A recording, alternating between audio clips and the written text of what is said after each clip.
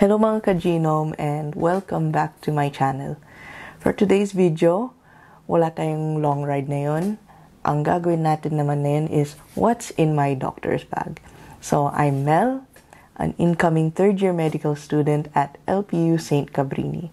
So katatapos ko lang mag-second year, and during our second year, yun yung time na tinuturuan kami kung paano mag-patient history taking and physical examinations. So in the beginning of the school year, ni-require kami ni Doc na bumili ng mga pang vital signs and pang physical exam namin. So, ni-require kami ng doctor's bag. And ito yung doctor's bag ko. Tchanan!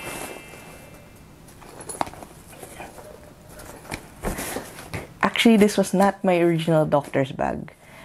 Nung una, ang binili ko was yung mga set na nabibili sa Shopee, Lazada, or other online shops. Yung mga OSCE kits na nakaset na sila for a cheaper price kaysa pag bumili ka ng individually.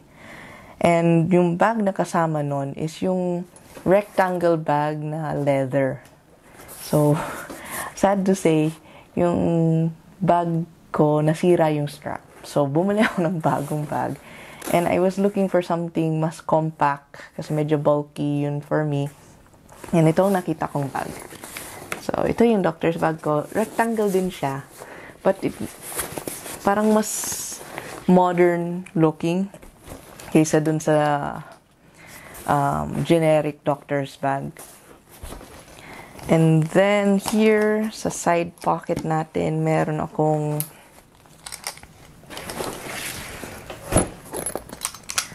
alcohol spray bottle. Very important ang hand hygiene when you interact with patients.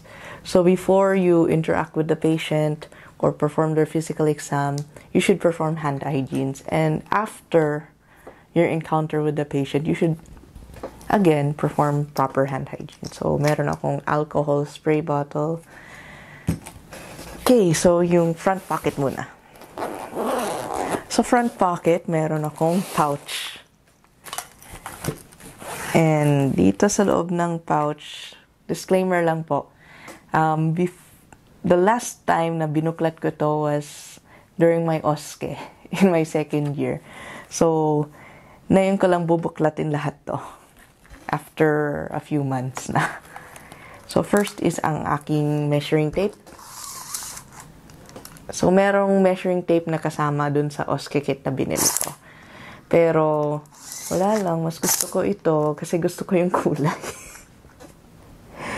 Measuring tape, ginagamit namin to pang sukat ng tiyan ng buntis or if may ibang kailangan i-measure. Yan, may measuring tape kami. Then, meron akong tape. Ito lagi nawawala sa hospital. So, dapat meron kang stash somewhere. Then, I have an axillary thermometer. Ito ay kasama sa kit. So, yung regular thermometer na ginagamit natin sa bahay. Dalawang thermometer ko. Ito yung isa. Mamaya yung isa pa. Okay, na pa nandito. Yung tuning forks ko. I have 2 tuning forks. Meron ako 512 Hz and at 256 Hz. So, ang kasama dun sa kit na binili ko was this 256.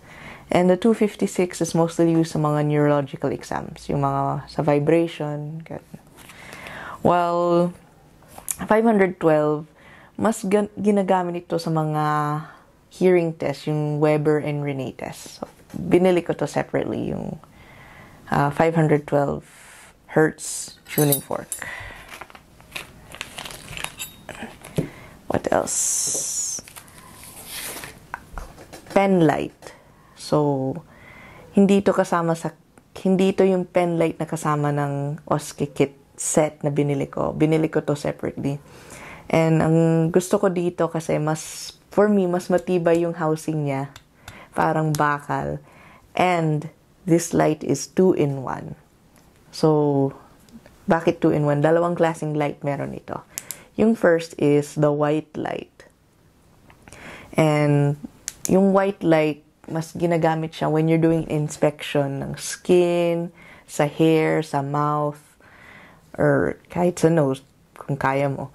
But, yung white light, usually more on inspection yun. The other light is the yellow light. So, yellow light, mas ginagamit namin yun when we're inspecting yung eyes. Kasi, hindi masyado nakakasilaw ang yellow light compared to the white light.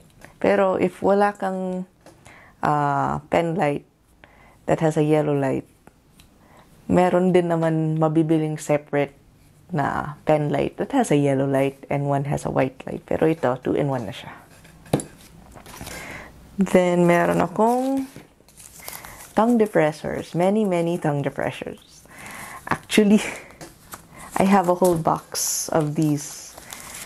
Kasi mas mura siya pag binili mo in bulk kaysa per piece.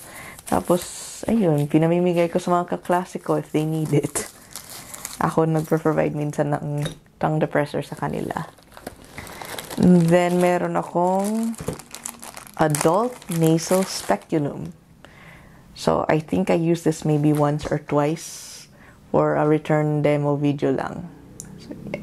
Nasal speculum sa ENT.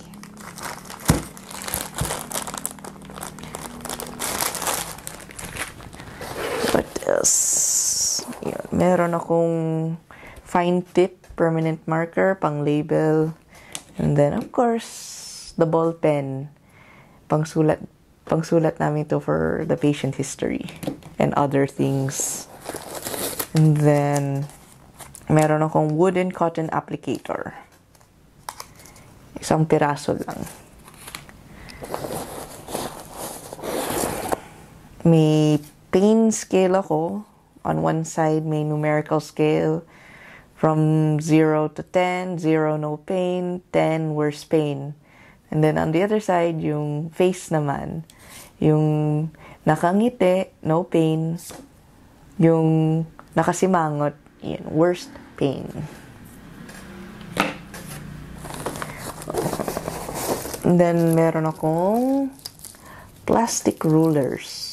Kasama na ito ng Oske set na binili ko noon.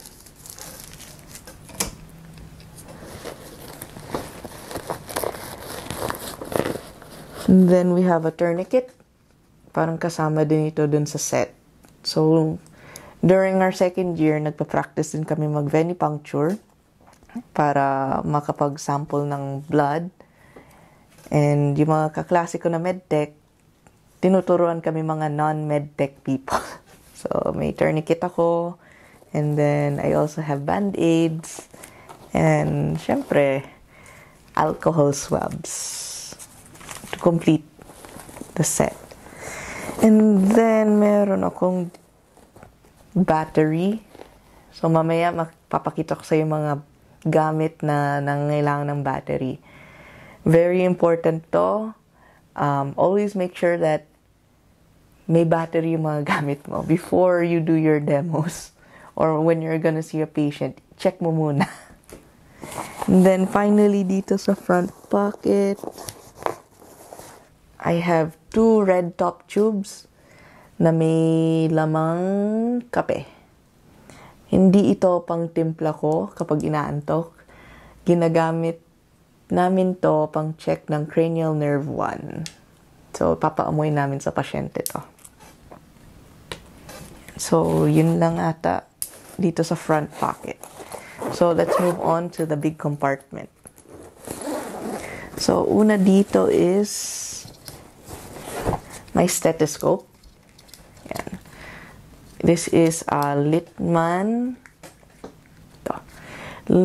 3M Littmann Classic 3. Kulay black yung tube. Tapos yung bell is smoke. Hindi siya, medyo shiny na black. And then, meron dun sa binilhan kong shop sa Shopee, may free engraving pa. So, pina-engrave ko.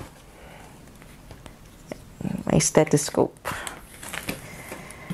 Next up, we have ito, yung sinasabi ko, yung meron akong axillary thermometer. Meron din akong 2-in-1 thermometer.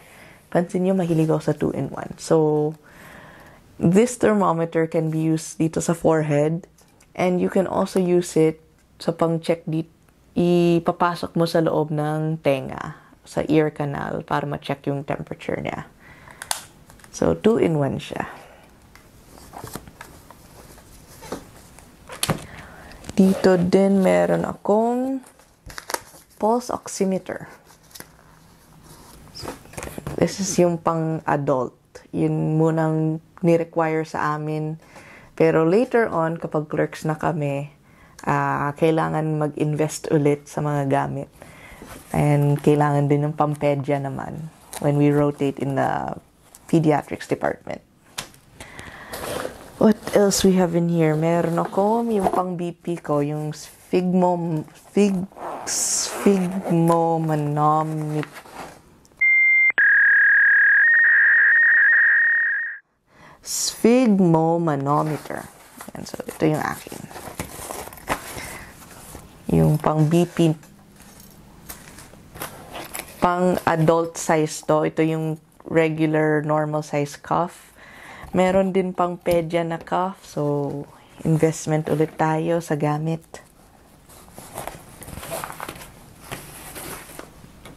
This here. And then, ito. My auto and ophthalmoscope. So, usually, ang nakikita ko sa mga online shops are isa lang yung handle and then dalawa yung pwede mong ilagay yung pang mata, yung ophthalmoscope, or yung pang tenga, yung otoscope. Pero isa lang yung handle, so ipapalit mo yung head fixture. Pero yung nakita ko ay may sarili siyang handle each. So, ito yung ophthalmoscope ko. And this is my otoscope. So, magkahiwalay sila ng handles. And then, meron akong Snellen chart. So, ginagamit namin to check for visual acuity. Pwede din natin itest dito yung red-green color blindness. So, Snellen chart. And then, meron akong KN95 face mask. And 3x3 and 4x4 na gauze. Parang ginamit namin to during a return demo sa ENT. Kaya meron pa ako ditong ilang piraso. Latex gloves. Ginamit ko din yata to during a return demo. And then finally, my neuro hammer. So, ang neuroscience was our last module for second year. So, halos nagamit ko lahat to during the school year. And then, sa last module, dun ko palang nagamit itong neuro hammer. So, this neuro hammer ay part ng original OSCE kit set that I bought. And ito yung ginamit ko during our return demo and OSCE in neuro. Pero napansin ko, yung mga kaklase ko, kakaiba yung itsura ng neuro hammer nila. And ganito actually itsura niya. So, comparing it, mas maliit to. And nung nagpa-practice kami before our OSCE, tinry ko yung neuro hammer ng mga kaklase ko. And parang nagustuhan ko yung feel. Kasi ito, medyo awkward yung paghawak. Ang haba niya and hindi balance itong top at itong bottom. So, para maging maayos yung pagpalo mo ng deep tendon, for the deep tendon reflex, dapat tama. May certain pwesto dito na hahawakan mo para hindi madampen or masyadong bouncy or masaktan ka pag ginagamit mo to. So, at the end of the school year, bumili na ako ng bagong neuro hammer. And wala, mas magaan siya and mas balance, mas mabigat dito sa ilalim. So, pag hawak mo, pag palo mo, yung flick ng wrist mo, tama. Ito kasi very awkward. Ang bigat dito sa taas. Pag flick ng wrist mo, parang ang bigat ng pagbagsak niya compared dito. Di ba? Mas magaan. So, yan. Yan ang contents ng buong doctor's bag ko. Now, I'm not saying na ito yung the best gamit. This is just what works for me. It's okay na bumili ka ng mga set na ino-offer sa mga Shopee or Lazada or mga online stores sa IG, etc. Pero, always be familiar sa gamit mo.